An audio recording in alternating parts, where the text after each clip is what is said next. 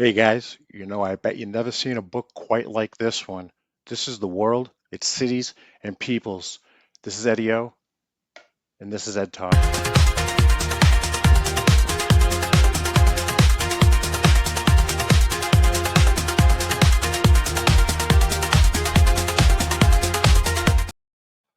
Welcome everybody. I'm going to be doing a series of videos for a set of books that I happen to come across. These books are known as The World, Its Cities, and Peoples. This is one of 6 books that I have my hands on for research. I've researched myself and found there are 9 or 10 of these books. They're like an encyclopedia. They all have the same cover. These books are curious for many reasons. Firstly, what I found was no date of when they were printed out. Usually we'll see the date. Hey, when were those printed? First thing, we'll look in the beginning at our table of contents. We don't see any printing or publishing dates. We see none here. And then our list of illustrations, and nothing here of a date of publishing. Go to the back of the books as well, and we see the same thing. We see no publishing dates, but we do see printed by Cassell and Company, Limited, Labelle, Savage, maybe. Labelle is beautiful, Savage, perhaps. So these books are marked individually. The only distinction of any of the books is right here. This has one mark, so this, I assume, is volume 1. Other than that, these books, from the insignias, the emblems, which are textured, are all exactly the same. We see depictions of cities of New York, Constantinople, Venice, Alexandria, and Jerusalem. The back of these books all have a texture as well. A little hard to make out there, but you can see that is impressed upon the book as well. This one's in pretty good shape. Of the 6, number 1 here happen to be at the bottom of the rest of them. So these are quite the academic learning process. I have a feeling I know what these books are, but I am going to just kind of get a breakdown of what we see here. So for this first book of the series, we have different cities. We have Constantinople, New York, Alexandria, Venice, Amsterdam, Melbourne, and the great towns of Victoria, Paris, Rotterdam, Boston, and Vienna, and a list of all the illustrations. These are not photos in this book, but we do have many illustrations. These books reportedly were put together by a group of individuals that did the different articles or chapters by themselves and followed through to report what information they had of the cities of the world. For example, I'll read a little bit here. Our subject is a vast one. The field is the world, and from its great cities we shall gather in our harvest of information. Untrammeled by any given routes, unappalled by intervening distances, we shall roam from place to place as fancy or convenience may dictate, passing, it may be, from the hoary monuments of Egypt or the classic memorials of Greece and Rome to the cities of the New World or of our far away colonies, turning from the contemplation of curious customs in cities like Calcutta or Pekin rather, to watch the stream of life in the boulevards of Paris, Port of the Sol, Madrid, under the lindens of Berlin. They're going to tell the story of each city as it comes under review, of the great men who made their progress. So we have stories, we have narratives of each situation. I have a feeling these books are maybe under the title, If Anybody Asks. This is the story. I believe these books are part of a story. perhaps. When we see these pictures, immensely detailed, with our research as explorers in Tartaria and the Old World, we often use photos. What we have are black and white photos in the 19th century and 20th century. And then we have etchings. The etchings I've always felt were so good that they were also part of a cataloging of cities. When I see pictures after the Great Fires, I often feel that they're cataloged, saying we're ready to be repopulated. What a beautiful picture here. And this has been theirs. I'm going to do my best to document what I can out of these books, especially the pictures, obviously. But as I have gone through and read some of the stories myself, they do seem to follow a storyline narrative, somewhat a little more detailed. Some of the cities we've been very interested in, of course, Constantinople. The list of cities. Here's Constantinople from the Mohammedan cemetery. So of course I would be loving to. It has been said by Edmondo de Amicis with considerable amount of truth that the Golden Horn, which has the look of a river, separates two worlds. This has to have so much information. And before you guys think what I think, what I really think is that this is encoded with messages made for those who can decipher them. Oftentimes, the message is beyond a message. So I think these storylines themselves will have nods. Like we consider the Great Fires a nod. Cabbage, right? Cabbage is always a nod. The Imperial Palace of Doma, Bagdech. Forgive all my enunciation, of course, for many of these cities and places. As we see now, I'm going to just kind of go through and look for some of the pictures. So you have an idea. I'm going to be doing many videos and reading parts of these, and hopefully for those of us who are new to this text, which I am myself, can find some pieces, especially with patterns. I don't know what I'm really going to dig from this as Indiana Jones or being able to decipher. Yet I believe I can see patterns, and when the patterns stand out to me and recognize, I can often, do a little bit of wow, High Bridge, Harlem River, New York. There's a picture of New York right here. New York is the western terminus, chief ocean ferries between the two Christian continents, the greatest city of the Western Hemisphere, commercial and financial center of the United States, and one of the most cosmopolitan and heterogeneous communities in Christendom. So that's a big part of, this was published in Le Beau Savage. The savages were those who did not follow the book. Some has happily characterized the city as a new Paris. I'm sure in the beginning it certainly was. The island of Manhattan, upon which the city stands, is formed by the North River, deep and straight stream of noble breadth.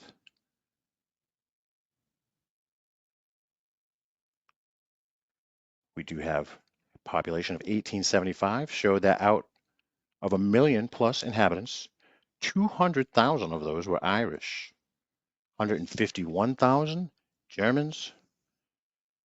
Did they make it here? Were they shipped here? Or were they cloned here? If you have the mark, the Irish mark, I'll change that, but you have freckle right here.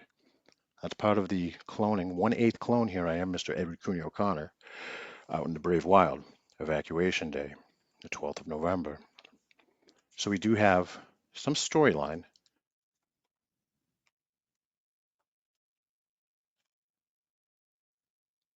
The Temple Emmanuel, St. Patrick's Cathedral. In this view, the spires are shown as they will when complete. I know some of this is zoomed out for you guys watching this video. The tombs, Union Square. I bet we'll find some things in here that are new to us. Every so often in these books is a very denser piece of parchment. This here, the Terrace Central Park in New York. And, I would assume when looking at these drawings, these etchings, these records, perhaps we'll find differences in the pattern that don't line up. Things that have been added or removed, I would imagine removed, that we can look at pictures now and recognize that we don't have, I would say, spires on top, antenna, of course. Just a little Googling at Greenwood Cemetery, Brooklyn. And why and what would places be marked? Ah, what's this say here? I saw the word Palisades that stuck out. Let's start over here.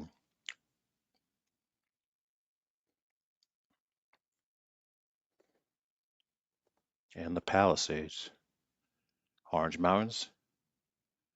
It's because of California, the city, the Palisades is an area. And repeating patterns. What we just saw, I guess,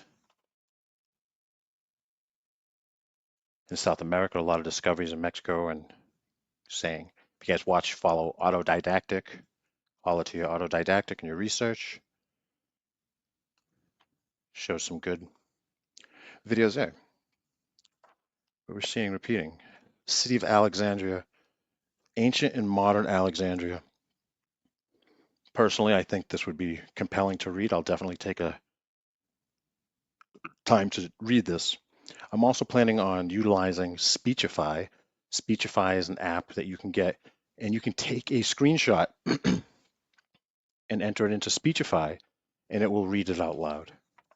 So I plan on getting as much out as I can because I tell you guys, I was reached out to, and I was told that these are not my books. So I have a limited time with them before they are to be not in my possession. And I'll leave it all at that. The Pharaoh's Lighthouse. Lighthouses have been on my radar a lot lately. Now, yeah, what do we have? Cleopatra's Needle? Here? Cleopatra's Needle? Now, weren't we told that Cleopatra's Needle was moved? Or is that a different Cleopatra's Needle? Pompey's Pillar?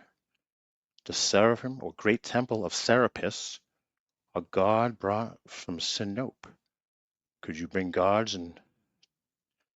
different gods at different areas in there?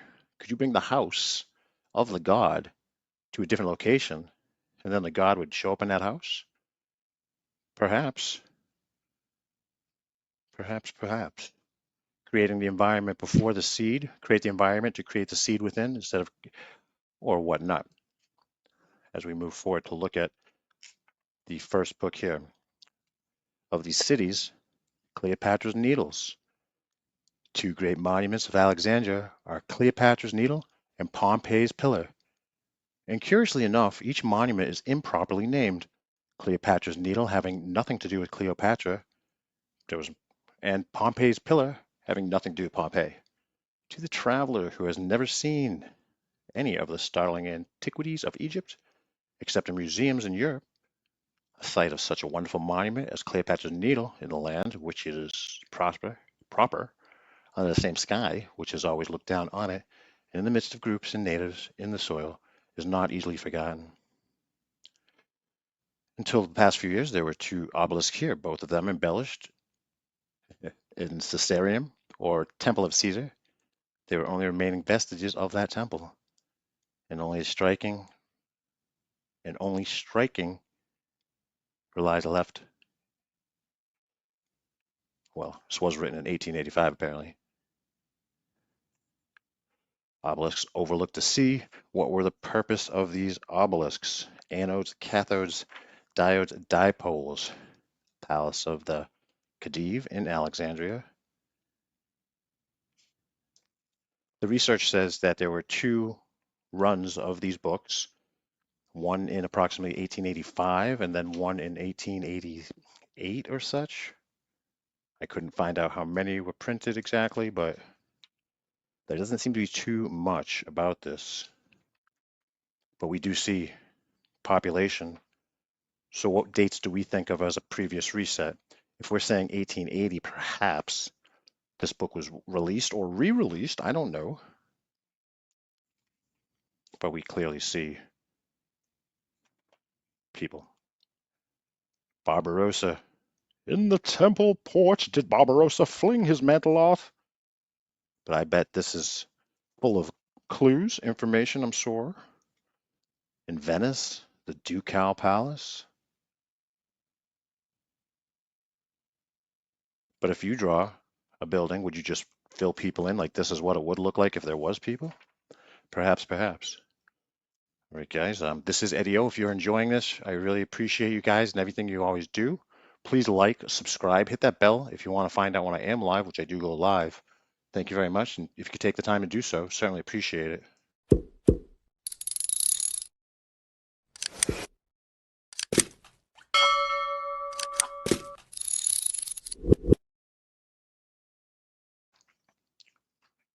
You guys know who I am and what I like to do. So if we could support each other in the best way possible, rising tide lifts all ships.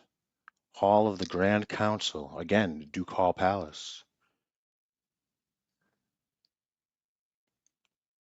The detail is, of course, exquisite. I'm going to take some closer pictures, close-ups of these, but they are so detailed. I can't imagine somebody drawing these with a regular tool. Besides the perspective, it's almost photo-esque as the technology of the cameras.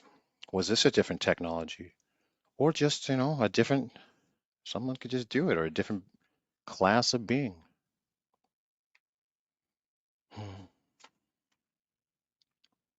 Courtyard, the Salvati, the markets. A few more here. So the first book here is Different Cities of the World. The second book is also Cities of the World, the Royal Palace, views in Amsterdam. Wow, and then we definitely see train tracks here, of course, already. The second book is also cities. Then the third and fourth book, a little bit different. We have different kind of countries and races. A lot of the Polynesian, indigenous races across the world of individualized stories, which seem to be more elaborate than most times that we usually get. Collins Street in Melbourne. What fits right in, right? It's a muddy street. But we do have an inline, I suppose, narrative. Who is in charge of our historical narrative that we know in the world now and all the land? But this seems to tell the story as well that the human race, us humans,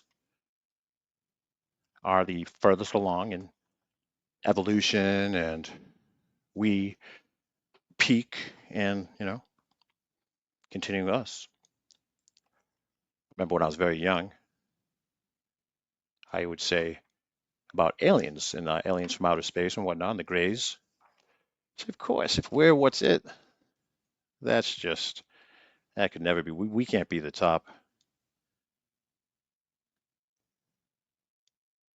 We do see stories and character like stories. It's not all just history. They are telling personalities. Oh, here we go. Talking about a conflagration here. Kept the city in a crushing despotism. Versailles troops approached, and the Hotel de Ville was saturated with petroleum and set on fire and left a heap of smoldering ruins. I wonder who they paint to be the hero in these stories, or the suffering. Who has suffered? The more you suffer, the more it shows you really care. Right, yeah, yeah. Notre Dame? Which Notre Dame? So many, right? Crown of Thorns, fragments of the sponge. Appreciate if you guys want to reach out to me about any of these chapters specifically. I would definitely love to talk with anybody. If anybody would like to have me as a guest on one of their YouTube shows, podcast, be more than happy to. If you want to try and make it sooner than later, I don't know how long I'll really have my hands even on these, but like I said, I'm trying to get as much to catalog as I can. Versailles, Palace and Gardens, not the seven wonders of the world, Versailles, perhaps. The fountains. I'm so spoiled. I look at a picture like this, I'm like, yeah, that's. I'm, I saw an amazing picture the other day in Australia. It was the post office, Google Post Office, Australia's post office, Rotterdam, and very little is known about the origin of Rotterdam. Perhaps who named it. Well, what's this book here too? Okay, so Historia Gallica. I'm sure somebody in the comments knows Historia Gallia, Gallia or CA, I'm not sure. Robert Snellis, Bishop of Ranches. Somebody said it was founded in 808. Yeah, sure. Dates are so crazy and erroneous. There is no time. Time is, that's a story for another time. Haha. But I believe during the 1,000-year millennial reign that already happened, in my opinion, there was no time. And then when it was over, they had to make the time. So when they added the I or the J before letters on a cornerstone or on a coin, you'd see often an 880 that said 1880, but it was an I or a J. Or when they add an M in front of Roman numerals on a building. So not too in depth, but I plan on doing a lot of videos, as many as I can, about this, about 20 minutes long or so. So view of Boston, Mass from the State House. And do we see things here in this image? I am from Massachusetts, of course. And it does not give a year. Again, no years, very vague on the years, unless it was a prior time in history where they can address that the reset starts at, 1776 or whatever they want to say it started. Maybe the foundations that they keep after plasma events are rebuilt in such a way that at least the the maps can be reused, which well, I'm sure we'll see another one, but when we see cities and the roads and what would take to be Christchurch in Boston. But if we see an example here before we wrap this video up, guys. Again, this is Eddie O, Old South Church.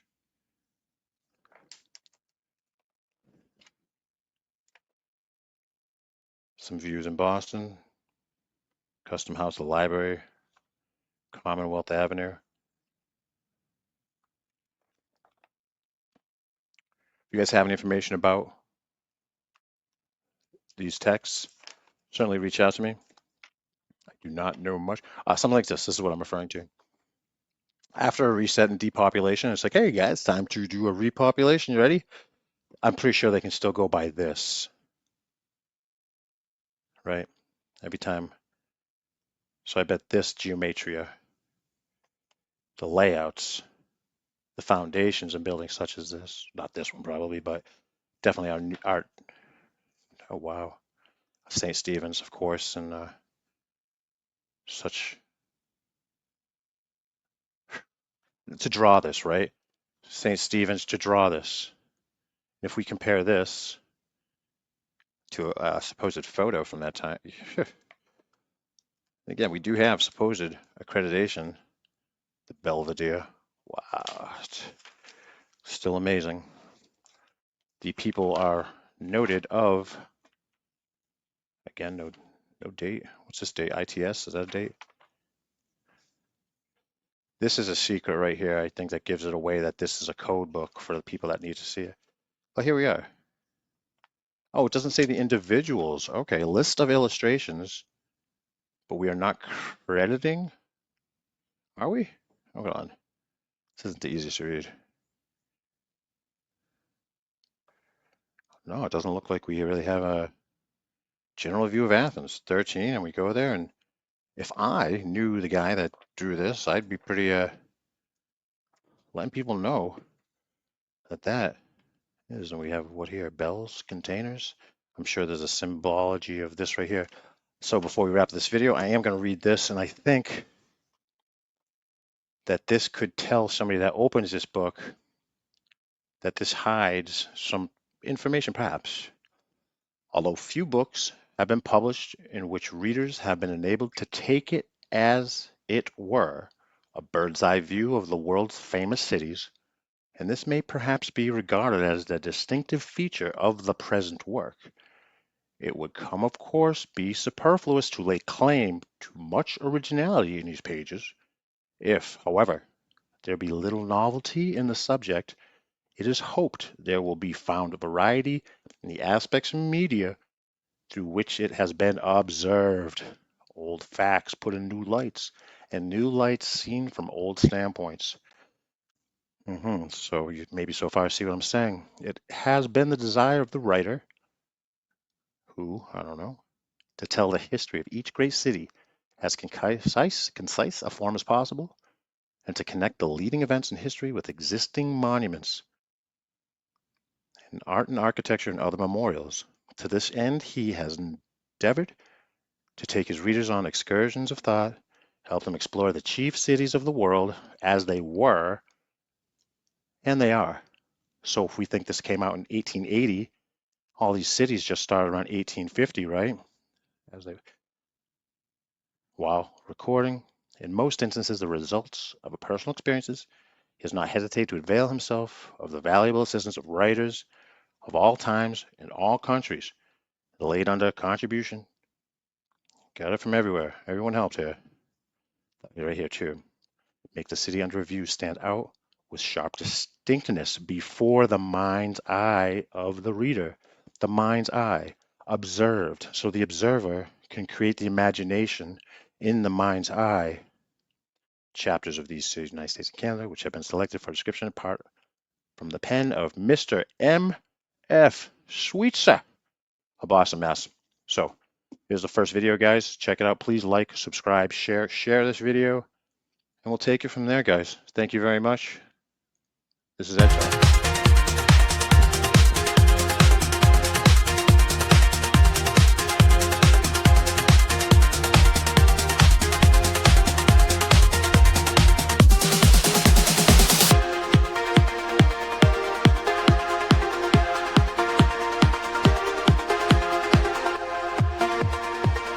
Get that thing back where it came from, or so help me. Get that thing away from me, you guys. Put that thing back where it came from, or I'll poke myself in the eye. It's a work in progress.